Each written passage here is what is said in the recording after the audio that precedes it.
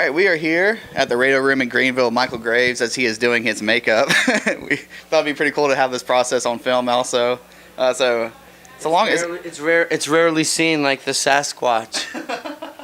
Yeah. So, how long does this usually take you and stuff? I have a feeling you're still gonna be doing this when we wrap this up too and stuff. Yeah, I've been allotting myself about 2 hours before we go on to make sure that I have enough time to do everything. I've been doing it quicker because I've been doing it so much now, almost 2 months straight. So I'm getting the rhythm of it, and I'm starting to change it up a little bit so that I can wear different faces now and then.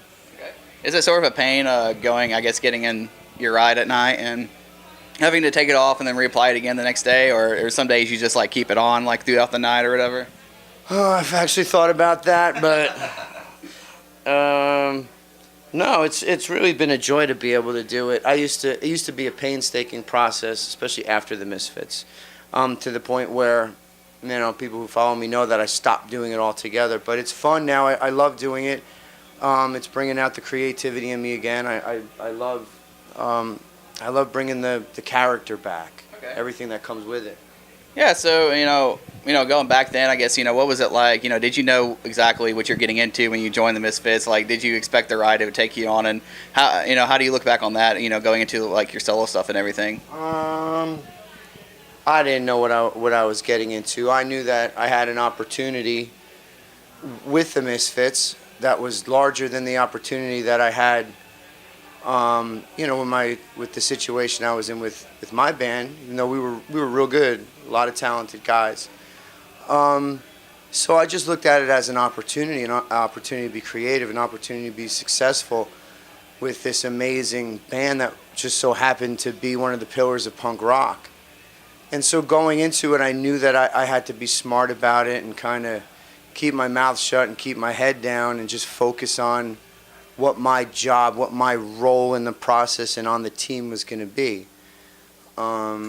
Everybody knows that later.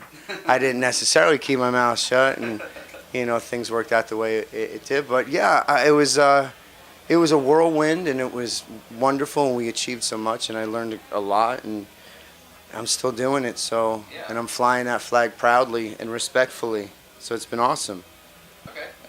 What's it like, doing, I guess, these more personal shows, by yourself versus, being in a band that, like you said, influenced the whole genre, basically, and stuff. So, coming into, like, smaller clubs and stuff, playing to a couple hundred people and stuff, is that a little humbling for you, or how are you taking that? I think humbling's a good word, but not humbling in a way where it's like, oh, okay, I have to remember,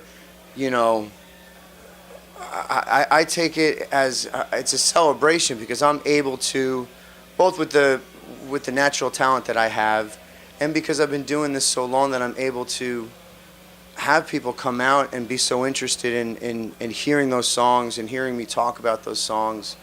But again, being able to execute a show like that and bring such power and emotion through song and music and story to a small audience, aside from the band, and celebrate 22 years of my life as an artist. I'm the luckiest person alive. Yeah.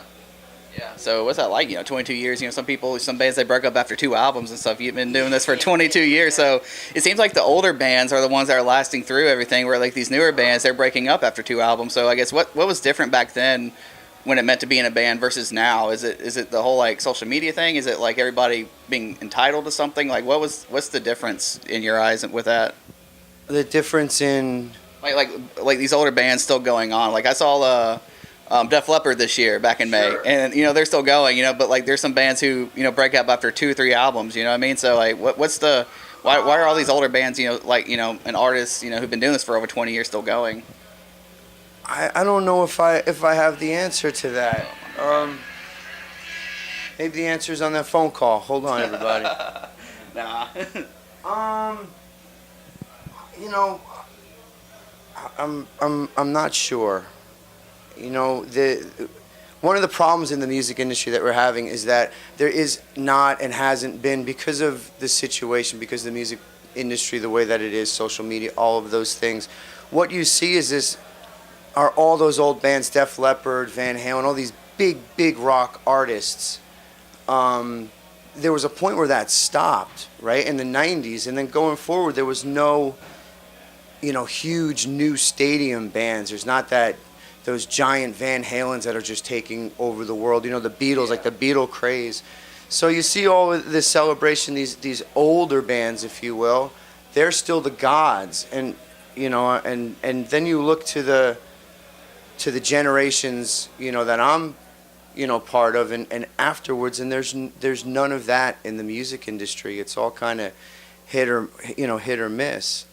In the rock genre, in the metal genre, in punk rock, you can look to pop music and hip hop, and there's the big people. But the Rock and Roll Hall of Fame, that's one of the things that collective body was saying, that is, we're starting to run out of people here, and and the artists that are passing away, and so we and I'm pointing to Loki over here, who's out of the shot.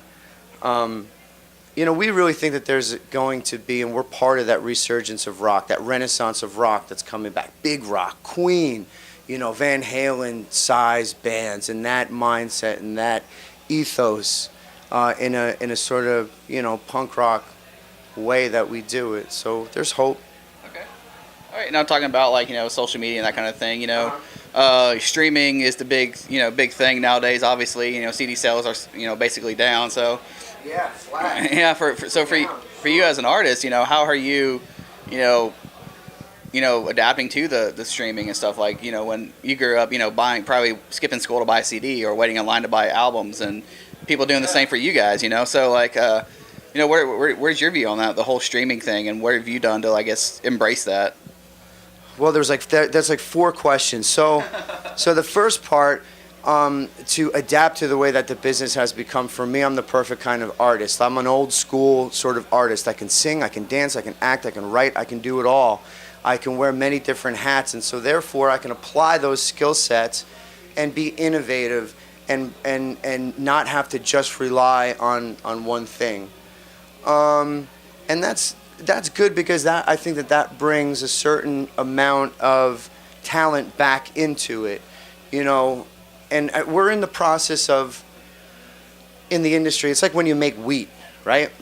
And you got to get rid of the chaff before you get to the wheat. And the way they used to do this, they throw it on the ground, and they'd have the cows and shit just walk back and forth over it, smash it, until you get out all the casings, all the shit that you don't need, and then the wheat is there. I think that right now the oxen and the cows are walking over the industry, again, especially the genre that we're in, and eventually we're going to come out with a lot of wheat.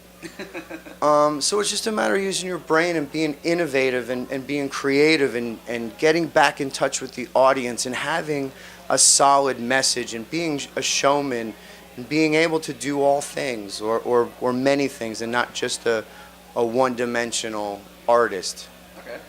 All right, now your record, "The Worlds Collide," you're promoting that on this tour and everything, but I was talking to him earlier, and because I wanted to make sure I had it right, because I looked on, Apple Music earlier, and you had another record that came out this year, but you're promoting Worlds Collide and everything. So I was like, is this right? I don't want to, sound stupid in the interview and talking about Backroads. Yeah, talking about like. Why this decision was made to do Backroads instead of, Worlds Collide instead of Backroads. Yeah. So I was like, I just want to make sure the press release is right and what I'm supposed to be talking about here. So. That's funny. So you have these 2 records. One you're promoting that came out last year, and these 2 that's sort of like under the radar, from what I understand and stuff. So what are you trying to do with those 2 albums, basically? So I have a company with a business partner of mine, Mark Allen Stewart. He's the CEO of Hydraulic Entertainment. I'm the president, and we've been together for about 5 years, and we have just in rapid fire succession unleashed a creative torrent of music and video. And there's strategy behind that. It's too much to tell right now. But what's happened now is there's a little bit of unfocus, because the record that became and is Backroads, and then the world turned upside down, originally was slated for, the project was going to be Monster. It was going to be the character, it was going to be the songs about that sort of thing. And I started writing Well, actually, I didn't start writing. I couldn't start writing because I didn't have any real good ideas that I liked. And so in between, you know, when I would sit and work on those things, I started strumming other stuff. And eventually the record became something that was not even close to being monsterific. And so, you know, Mark and the people that advised me and helped me with my creativity and blockages and stuff said, don't stop, don't question it, just keep writing if you feel that torrent of, you know, thought and feeling. And so I did. And so it became a very different record. And we couldn't change up the idea to come out and do this because it was way too important. And I think that I would have been going backwards had I not come out and put the makeup back on and make it big again. So that's why there's kind of like the unfocused, like, it's an acoustic record and it's this record and all sorts of, you know, different music and genres happening. Yeah, even on your full length, you know, the one you are promoting, I was listening to it today, there are different styles on there. There are some slower songs, some faster songs, you know, so, you know, that in itself is still like a blend of different sounds and stuff. Yeah, it's a very lucid, crazy palette of songs. Okay. All right, so what's next for you going into next year and everything? Are you going back on the road, you know, putting more music out? Touring, yeah, lots of touring. After this, again, this is 80-plus American cities. We started September 8th. It ends December 23rd. We're going to take a little bit of a break going into January. We start in the UK, do some countries over there in the UK, take a little bit of a break, get back over to Europe, finish up in Europe. We plan on going to Mexico in March. We're putting together Russia, Lithuania, Eastern Europe, and South America as well. World domination, basically. Yeah. Basically, this is going to be a world tour, and then when we're done with that, you know, along the way, we're working on videos. I'm writing a movie. We're filming and working on a documentary and music videos. And what's the documentary about? So the documentary is going to be about this tour. I don't know if anyone's ever seen the Blackness in the Forest. Is a short film that I made. It's going to be like that. OfficialMichaelGraves.com, and that'll bring you to the YouTube, and the Blackness in the Forest is up there. All right, man. Well, thanks for talking to us today. We'll let you get back to getting ready and stuff, and looking forward to seeing your set later. Cool, thanks. All right. Michael Graves, and I'm Trenton with Soundlink Magazine. Thanks for watching.